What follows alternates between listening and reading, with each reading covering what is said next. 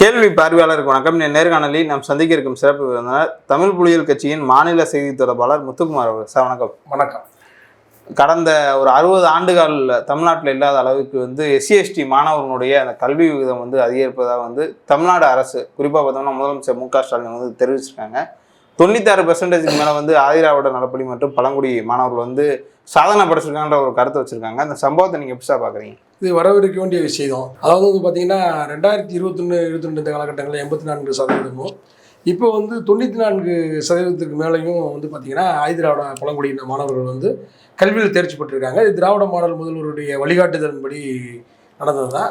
இன்னும் சொல்லப்போனால் கல்வித்துறை அமைச்சராக இருக்கக்கூடிய அன்பில் மகேஷ் அவர்கள் கொஞ்சம் எல்லா பகுதிகளிலும் சரி அரசு பள்ளிகளில் கூடுதல் கவனம் செலுத்தி ஆசிரியர்களுக்கு சில பயிற்சிகளெல்லாம் கொடுத்து அவங்க சில வேலைகளை செய்கிறாங்க. மாணவர்களோடு கலந்துரையாடி மாணவர்களை நேசிக்கும் விதமாக சில வேலைகளெல்லாம் செய்வது ஒரு காரணம். ஏன்னா இன்றைக்கி ஒரு அன்பாக நடத்தக்கூடிய தேவை இருக்குது மாணவர்கள்ட்ட. இன்னொன்று பார்த்திங்கன்னா ஒரு வகுப்பில் ஃபெயில் ஆகிட்டாலே அடுத்து ஒரு வருஷத்துக்கு கழிச்சு தான் படிக்க முடியும். தொடர்ந்து 5 பாடத்தையும் எழுதக்கூடிய ஒரு சூழ்நிலை இருந்துச்சு. இதெல்லாம் மாற்றம் பண்ணது கலைஞர் அவர்கள் தான். எந்த படத்தில் ஃபெயிலோ அதை மட்டும் எழுதுனா போதும் அப்படிங்கிற திட்டத்தை கொண்டு வந்தது அவர் தான். அப்போ கல்வி விஷயத்தில் எப்படி இன்றைக்கி பார்ப்பனர்கள் மற்ற உயர் சாதிகளெல்லாம் உயர்ந்திருக்காங்களோ அதை போலவே இன்றைக்கி பார்த்திங்கன்னா பட்டியலின மக்களையும் பிற்படுத்தப்பட்ட மக்களையும் கொண்டு வரணுன்றதுக்கான முயற்சி எடுத்ததில் திமுக அரசு பெரிய அளவில் பங்கு இருக்குது. அந்த அடிப்படையில் இந்த வெற்றியும் அவர்கள் கொண்டாடக்கூடிய ஒரு வெற்றி தான். அதை முதல்வர் அவர் கூட பாராட்டியிருக்காரு. இது 60 ஆண்டு காலத்தில் இல்லாத ஒரு செய்தி இன்றைக்கு நடந்திருக்கு அப்படின்னு சொல்லி ஒரு வாழ்த்து செய்தி முதல்வர் அவர்களும் கொடுத்துருக்காரு. நம்மளும் இதை வாழ்த்தி தான் இந்த செய்தியை சொல்ல விரும்புகிறோம். அதே சமயத்தில் பார்த்திங்கன்னா தொடர்ச்சியாக பார்த்திங்கன்னா கல்வி விஷயங்களில் பட்டியலின மக்களுக்கும் பிற்படுத்தப்பட்ட மக்களுக்கும் அவர்களை அந்த ஒரு கல்வித்தரத்தில் உயர்த்தும் விதத்தில் இடஒதுக்கீடு விஷயத்துலேயும் சரி 1971 சட்டநாதன் கமிஷன் ஒன்று நியமித்து பிற்படுத்தப்பட்டவர்களுக்கும் சரி பட்டியலின மக்களுக்கும் சரி இடஒதுக்கீட்டை உயர்த்தி கொடுத்தது கலைஞர் அவர்கள் தான், திமுக அரசு தான். இப்போ 16% இடஒதுக்கீட்டை 18% மாற்றினது அவங்க தான். அதே மாதிரி பழங்குடிகளுக்கான இடஒதுக்கீடு உள்ளிட்ட ஒவ்வொரு இடஒதுக்கீட்டையும் கல்வியில் அவங்க முன்னேறன்றது, இன்னொன்று பள்ளிக்கூடத்துக்கு வரணுன்றதுக்காகவே அவங்களுக்கு பார்த்திங்கன்னா அந்த இலவச பஸ் பாஸ் கொடுத்தது, இப்படி பல விஷயங்கள் பார்த்திங்கன்னா திமுக அரசு ஊக்கப்படுத்தியிருக்கு. அந்த தொடர்ச்சியினுடைய வெற்றி தான். இப்போ தொடர்ச்சியாக திமுக அரசு கலைஞர் அவர்களும் சரி இன்னைக்கு திராவிட மாடலாக இருக்கக்கூடிய முதல்வர் அவர்களும் சரி அதை தொடர்ச்சியாக கொண்டு வராங்க இல்லையா, கண்டினியூவாக கொண்டு வராங்க இல்லையா. இப்போ ஒவ்வொரு விஷயத்துலையும் இடஒதுக்கீடு விஷயமா இருக்கட்டும், அவருடைய பள்ளிக்கு வர வைப்பதற்காக பஸ் பாஸாக இருக்கட்டும், ஒவ்வொன்றிலையும் தொடர்ச்சியாக அவங்களுடைய செய்யக்கூடிய அந்த வேலைகளுடைய வெளிப்பாடு தான் இன்றைக்கி இந்த 96% தேர்ச்சி என்பது. இது வரவிருக்க வேண்டிய விஷயம். தமிழ்நாடு முதல்வரை பாராட்டணும். தமிழ்நாடு திராவிட மாடல் முதல்வரை உண்மையிலே பாராட்ட வேண்டிய ஒரு தேவையும் இங்கே இருக்குது. இல்லை, இந்த 60 ஆண்டு காலம் இல்லாத அளவிற்கு தற்போது இந்த வெற்றி அடைஞ்சிருக்கோம்னா அந்த 60 ஆண்டு கால அரசியல் இந்த மக்களை முன்னேற்றக்கான எந்த ஒரு முன்னேற்பாடு எதுவும் செய்யலையா? இல்லை, அதாவது பார்த்திங்கன்னா கல்வி பார்த்திங்கன்னா இப்போயும் பார்த்திங்கன்னா நிறைய இடங்களில் பார்த்திங்கன்னா அரசு பள்ளிகள் குறைவு தான். இப்போ தான் அரசு பள்ளிகளை கொஞ்சம் ஓரளவுக்கு சீரமைக்கிறாங்க. ஏன்னா அரசு பள்ளிகளில் ஒரு பொய்யான உளவியல் இருக்குது. பொய்யான ஒரு உளவியல் இருக்குது. எப்படி உளவியல் இருக்குன்னா, அரசு பள்ளியோட நல்லா இருக்காது, கல்வி தரம் இருக்காது, நல்லா சொல்லித்தர மாட்டாங்க, தனியார் பள்ளியிடத்துல தான் பிள்ளைகளை சேர்க்கணும் அப்படிங்கிற மாதிரியான ஒரு சூழலை உளவியலாகவே உருவாக்கி வச்சு இன்றைக்கி எல்லோரும் பார்த்திங்கன்னா தனியார் பள்ளியிடத்தை நோக்கி போய்கிட்டு இருக்கு. இந்த சூழலில் அரசு பள்ளியும் தரமான பள்ளிகள் தான், அரசு பள்ளிகளையும் மாணவர்களுக்கு தரமான கல்வி சொல்லித்தராங்க. இத்தனை சதவீத தேர்ச்சி அப்படிங்கிறது பார்த்திங்கன்னா இப்போ இந்த 2021 பிறகு நடக்கிறது தான். 2021 84% தேர்ச்சி, இப்போ 96% தேர்ச்சி. இப்போ இந்த இடைப்பட்ட காலகட்டங்களில் தான் திராவிட மாடல் முதல்வருக்கு வந்ததுக்கு பிறகு தான் இந்த தேர்ச்சி அதிகமாக இருக்குது. அதுக்கு முன்னாடி கலைஞர் தலைவர்கள் செய்த சீர்திருத்தம், நம்ம ஏற்கனவே பேசுகிறது கலைஞர் செய்த சீர்திருத்தம், அந்த சீர்திருத்தத்தினுடைய தொடர்ச்சி தான் இது. அதனால் இது இப்போ தான் அவங்க பண்ணியிருக்காங்க அப்படின்னு இல்லை, தொடர்ச்சியாக செய்கிறது தான். இப்போ தனியார் பள்ளிக்கு நிகராக இன்றைக்கி அரசு பள்ளியில் மாற்றி அமைச்சது இருக்குல்ல, அது இன்றைக்கி இந்த வெற்றிக்கு காரணமாக இருக்குது. இப்போ இடஒதுக்கீடாக இருக்கட்டும், இப்போ பார்த்திங்கன்னா பள்ளிக்கூடத்தில் படிக்க போகிறதுக்கே பார்த்திங்கன்னா குறிப்பாக பார்த்திங்கன்னா நிறையா தடை இருக்குது. கிராமப்புறங்களில் ஒரு அரசு பள்ளி இருக்குன்னா அங்கே பார்த்திங்கன்னா பிற்படுத்தப்பட்டவர்கள் அதிகமாக இருக்கிற இடங்களில் பட்டியலின மாணவர்கள் ஒரே இடத்துல உட்காந்து படிக்கிறதுக்கு இப்போயும் சிக்கல்கள்லாம் அதெல்லாம் இருக்குது. பல்வேறு மாநிலங்கள் இருக்குது, தமிழ்நாட்டில் ஓரளவுக்கு அது குறைந்த எண்ணிக்கை தான் இருக்குது. அப்போ அதையும் தீர்க்க வேண்டிய அவசியம் இருக்குது. அதே சமயம் நகர்ப்புறங்களில் இருக்கக்கூடிய பள்ளிகளில் பார்த்திங்கன்னா பட்டியலின மாணவர்கள் வர்றதுக்கான வருகையும் குறைவாக தான் இருந்துச்சு. இப்போ தான் கொஞ்சம் அதான் சொல்கிறேன், 7ஆம் கிளாஸில் ஃபெயில் ஆகிட்டா அடுத்து படிக்க என்ன வராது, 6ஆம் கிளாஸில் ஃபெயில் ஆகிட்டா அடுத்து என்ன வராது, 8ஆம் கிளாஸில் ஃபெயில் ஆகிட்டா அடுத்து என்ன வராது. 8ஆம் வகுப்பு ஆல் பாஸ் அறிவிச்சது யார்? திமுக தலைவர் கலைஞர் அவர்கள் தான் 8ஆம் வகுப்பு ஆல் பாஸ். அப்போ அவனை பள்ளியை நோக்கி 8ஆம் வகுப்பு வரை அவனை வந்து பள்ளி வரைக்கும் வர வைக்கிறதுக்கான முயற்சியை எடுத்தது அவர் தான். அதனுடைய தொடர்ச்சி தான் இந்த 96%. சரிங்களா? அப்போ இப்போ வந்து பார்த்தீங்கன்னா பட்டியலின மாணவர்கள்லேயே ரொம்ப குறைந்த எண்ணிக்கையில் படித்த மாணவர்கள் இருக்காங்கன்னா அது அருந்தீர சமூகம் தான். அவங்களுக்கு வந்து பார்த்தீங்கன்னா 2009 உள் இடஒதுக்கீடு, அது நீண்ட நாள் கோரிக்கை, அந்த மக்களுடைய கோரிக்கை, நீண்ட நாள் அந்த கோரிக்கை 2009 தான் வந்து பார்த்தீங்கன்னா அந்த உள் இடஒதுக்கீடுன்றதையே அறிவிக்கிறார். அந்த உள் இடஒதுக்கீடுக்கு பிறகு வந்து பார்த்தீங்கன்னா மருத்துவர்களையும் பொறியாளர்களையும் பல்வேறு துறைகள் இன்றைக்கி வந்து பார்த்தீங்கன்னா அருந்தீர மாணவர்கள், பட்டியலினத்தவர்களையே ரொம்ப பின்தங்கி இருந்தக்கூடிய அருந்தீர மாணவர்கள் இன்றைக்கி வந்து நல்ல நிலைக்கு வந்திருக்காங்க. ஓரளவுக்கு கல்வியிலையும் சரி பொருளாதாரத்திலும் சரி ஓரளவுக்கு ஒரு மாற்றம் ஏற்பட்டிருக்கு. அது மட்டும் இல்லை, 15,000க்கு கீழே சம்பளம் வாங்கக்கூடிய பட்டியலின மாணவர்களுடைய குடும்பம் இருந்தாங்கன்னா அவங்களுடைய கல்வி செலவை அரசை ஏற்றுக்கணும்னு கலைஞர் அவர்கள் தான் அறிவிச்சார். இதெல்லாம் ஊக்கப்படுத்துவதற்கான முயற்சி தான். இப்போ அரசு பள்ளியில் உணவு போடுறாங்க, காலை உணவு போடுறாங்க, அது எதை நோக்கினா அது பள்ளியை நோக்கி வெள்ளனா வர வைக்கிறது, பள்ளியை நோக்கி வர வைக்கிறது. இன்னும் சொல்ல போனால் காலை உணவு உனக்கு வயிறு நிறைஞ்சிருந்தா தான் வந்து மனநிலை நல்லா இருக்கும், நல்லா படிக்க முடியும் அப்படிங்கிற ஒவ்வொன்றையும் பார்த்து பார்த்து செய்கிறாங்க. திட்டத்தை வந்து தெளிவாக தீட்டி செய்கிறாங்க.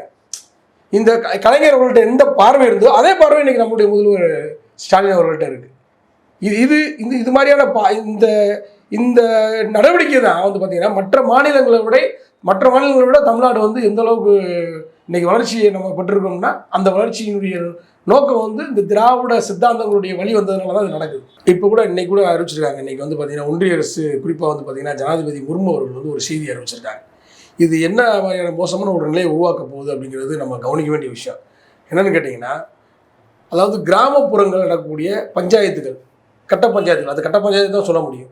அந்த கட்ட பஞ்சாயத்துகளுக்கு சட்ட அங்கீகாரம் கொடுக்க போகிறோம் அப்படின்னு சொல்லி இன்றைக்கி வந்து நம்ம ஜனாதிபதி முர்மு அவர்கள் அறிவிச்சிருக்காங்க.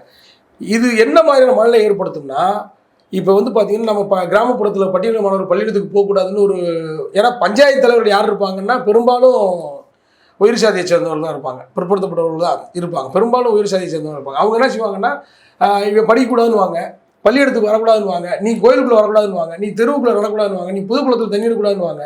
அப்போ இதெல்லாம் வந்து பார்த்தீங்கன்னா சட்ட அங்கீகாரம் கிடைக்க போகுது. அப்போ இங்கே இந்தியாவிலேயே தமிழ்நாடு நல்ல நிலையை நோக்கி போய்கிட்டு இருக்கு. கல்வியிலையும் சரி பொருளாதாரம் சரி எல்லாத்துலையும் சரி மனித வளத்துலையும் சரி நல்ல ஒரு முன்னேற்றத்தை நோக்கி போய்கிட்டு இருக்கும்போது அகில இந்திய அளவில் பின்னோக்கி இருக்கக்கூடிய ஒரு போக்கை வந்து யார் செய்கிறாங்கன்னா ஒன்றிய அரசு செய்யுது. அதுக்கு சட்டத்துறை அமைச்சர் என்ன சொல்லியிருக்காருன்னா சட்ட அங்கீகாரம் கொடுக்கணும் அப்படிங்கிறாரு. ராமாயணத்துலேயும் மகாபாரதத்துலேயும் சட்ட மந்திரி அர்ஜுன் அவர்கள் இன்னைக்கு சொல்லியிருக்காரு. ராமாயணத்திலும் மகாபாரதத்துலையும் கிராமப்புற பஞ்சாயத்தை வந்து ஊக்குவிச்சாங்க, அதன்படி நம்ம கிராமப்புற பஞ்சாயத்தை ஊக்குவிக்கணும். அப்போ இது என்ன ஆகுதுன்னா சாதி ரீதியாக பட்டியலின மக்களை ஒடுக்குவதற்கு பயன்பட போகுது. அப்போ கல்வியிலையும் சரி பொருளாதாரத்திலையும் சரி மனித வளத்திலையும் சரி இந்தியாவை பின்னோக்கி இருக்கக்கூடிய வேலையை ஒன்றிய செய்துக்கிட்டு இருக்கு.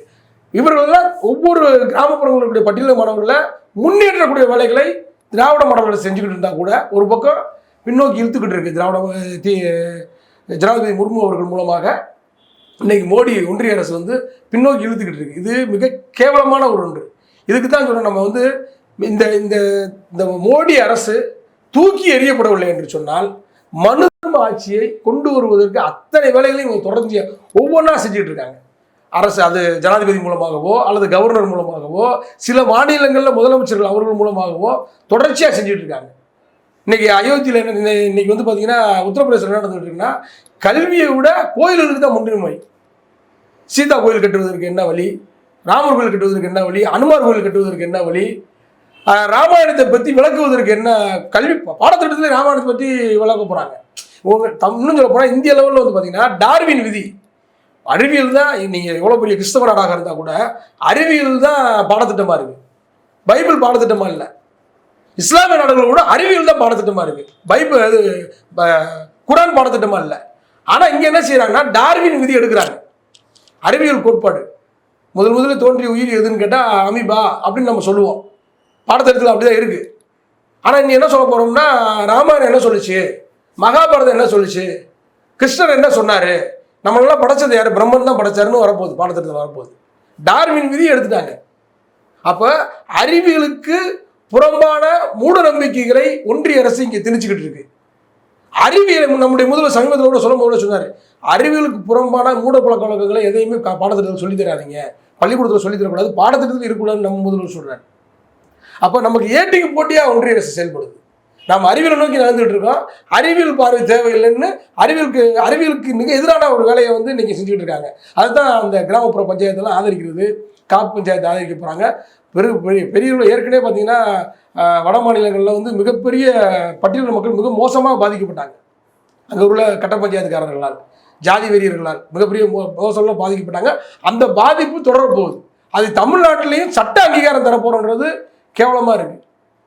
அதை ஒழிப்பதற்கு நம்ம மக்கள் மத்தியில் கொஞ்சம் பிரச்சாரத்தை கொண்டு போய் சேர்க்க வேண்டிய அவசியமும் தேவையும் இருக்குது. ஒன்றிய அரசு தொடர்ச்சியாக வந்து பார்த்தீங்கன்னா பட்டியல் மக்களுக்கு எதிரான வேலையை தொடர்ந்து செஞ்சுக்கிட்டு இருக்கு. இப்போ வந்து பார்த்தீங்கன்னா தமிழ்நாட்டிலே வந்து பார்த்தீங்கன்னா பட்டியலின மக்களுக்கு எதிரான வன்கொடுமைகள் அதிகமாக நடந்துக்கிட்டு இருக்கு. இப்போ சின்னத்துறைன்னு சொல்லி ஒரு மாணவர் வந்து தாக்குதல் உள்ளானார்.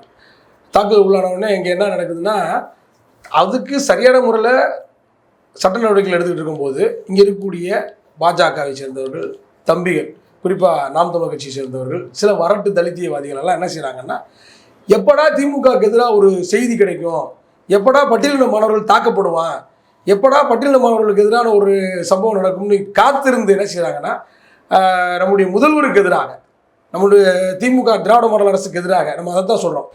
தொடர்ச்சியாக வந்து பார்த்தீங்கன்னா உடனே ஒரு பிரச்சாரத்தை கொண்டு வந்துடுவாங்க. இப்போ தொடக்க காலத்திலிருந்து இன்னைக்கு என்ன மாதிரியான வேலைகளை பட்டியல் மக்கள் முன்னேறுவதற்கான வேலைகளை செஞ்சுருக்காங்க. அது குடிசை மாற்று வாரியமாக இருக்கட்டும், ஹவுசிங் போர்டு வீட்டு வசதி வாரியமாக இருக்கட்டும், கல்வி விஷயங்கள்லாம் இருக்கட்டும், இடஒதுக்கீடாக இருக்கட்டும், தொடர்ச்சியாக என்ன மாதிரியான முன்னேற்றத்தை நோக்கி திமுக அரசு கலைஞர் அவர்கள் முதல் இப்போ வரைக்கும் ஸ்டாலின் அவர்கள் வரைக்கும் எந்த அளவுக்கு கொண்டு வந்திருக்காங்க அப்படிங்கிறதெல்லாம் பேசாமல் ஒரு சம்பவம் நடந்தால் அதாவது கிட்டத்தட்ட 2000 ஆண்டுகளாக இருக்கக்கூடிய கொடுமை இது. சாதி கொடுமை என்பது 2000 ஆண்டுகளுக்கு மேலே இருக்குது. ஆனால் இதுக்கு திமுக தான் காரணம்.